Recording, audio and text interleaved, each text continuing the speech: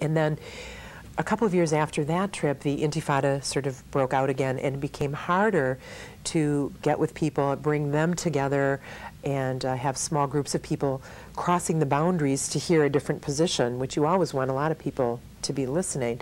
So we decided, since we couldn't bring people together anymore at this time, that we would bring the film crew in and tape each of the speakers, and then that was edited down. So you have about 5 or 6 minutes of a number of different spokespeople in this film, and you can listen to any one of them and just imagine listening to them humanely and understanding their position, very diverse positions. I certainly will. I mean, it's very fascinating. I would like to hear what these people have to say. Now, you've spoken with other people, not just the, spicy characters like the Sheikh Yassin and the David Levy. You've also spoken to the common person in both sides of the, in the Palestinian area and the Israeli area. Do you think, from what you hear, that the Israelis as a group really are sincere about making peace with the Palestinians? I think that we are. I think Israelis and Jewish people are very sincere. I think we have a lot of blind spots. I think we don't realize how heavy the footprint of the Jewish presence has been. It's really been an obstruction to the normal economic and social flow of Palestinian life. When Palestinians complain about the hard circumstances of their lives, it's not because they've taken a certain position. It's not because their leaders have told them that eventually they'll throw us in the sea. It's because we really have disrupted their way of life. You almost had sort of a first world economy meeting a third world economy, probably bringing some benefits, but also bringing a lot of disparities between have and have-nots, and bringing the third and the first world much closer together, adding sort of a class resentment to the political resentment that was already underway. So it's pretty I hear sour. you saying that the Israelis had lowered the standard of living of the Palestinians, or I'm not sure if they've lowered or higher, but disrupted disrupted natural economic development. Or in the manner that they would like to pursue trade and commerce? Or? Right. I mean, for example, building roads through fields, between fields and villages, Okay. And that kind I'm not saying whether that was justified in one situation or another, but I'm just saying that the claims and the resentment that some Palestinians have are legitimate. They're not based in ideology. They're based on real facts on the ground for them. Okay. Yeah. I see. And we always hear the ideology, and it's maybe fair time that we should hear just the human story of the people living in the area. Wouldn't that be huge? I told a colleague of mine, I have an Egyptian friend who we get into dialogues quite frequently of different kinds, and we were talking about whether or not we could share a country, and I said, Fatima, we could share an apartment if we had a good relationship, and isn't that true? I mean, aren't we enriched by the Arab presence in the Middle East? When there's goodwill between brethren, says the Talmud, two brethren can live on the thin edge of a sword. But when goodwill does not exist amongst brethren, the vast expanse of the four corners of the world is not big enough to contain them. Amen. So it really comes down to, I guess, somehow creating the goodwill. And it sounds like your organization, Compassionate Listening, very much is targeted at being an ambassador to that concept of that movement of compassionate listening and understanding one another. Now, on the Palestinian side, I hate to say sides because we're not really, but it is a area which is slated to be a country, a state.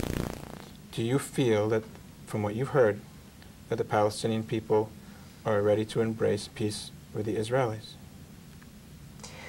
Truthfully, I don't think there's enough... not truthfully? Yeah.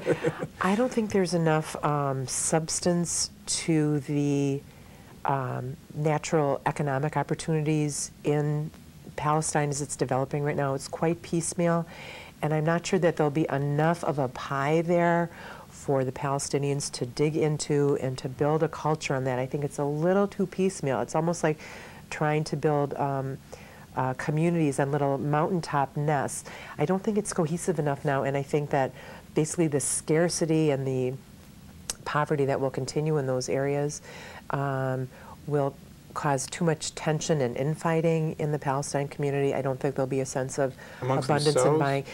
Because of the external pressures of scarcity in general, just sort of scarce means based on it's almost going to be canton-like, where there's maybe 3, 4, 5, 6 kind of main settlement areas, and I don't think there'll be enough abundance there to really build a culture on economically, and therefore not politically and socially. Okay. It's just going to be a little bit too tight. Do the Palestinian people have a positive drive to draft a constitution or to draft some form of government which is positive-minded, in other words, trying to get on with it and settle with wherever that border is going to be? Yeah.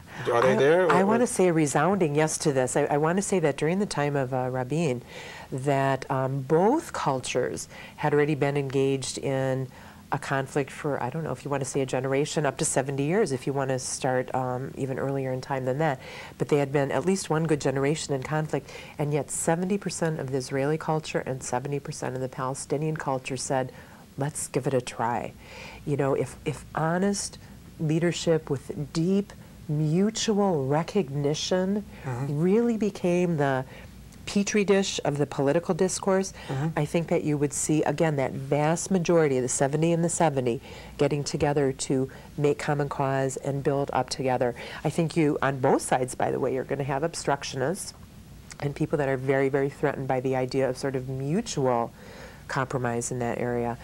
But I do believe that there is a way, and I believe the children of Abraham, if you will, we can reach into that goodwill and find it there. Children of Abraham. Beautiful. We all have one father. He stood for chesed, for kindness. And v'chein yehi ratzon, may it be the will of God that the Palestinian people and the Israelis live in peace. May it be the will of God that we could listen to one another, not be polarized by conflicting ideologies, and be able to live on that little edge of that sword, you know, the very little thin swath of land in peace. Well said. Thank you so much for being here. Thank you. Thank you. Shalom. Shalom.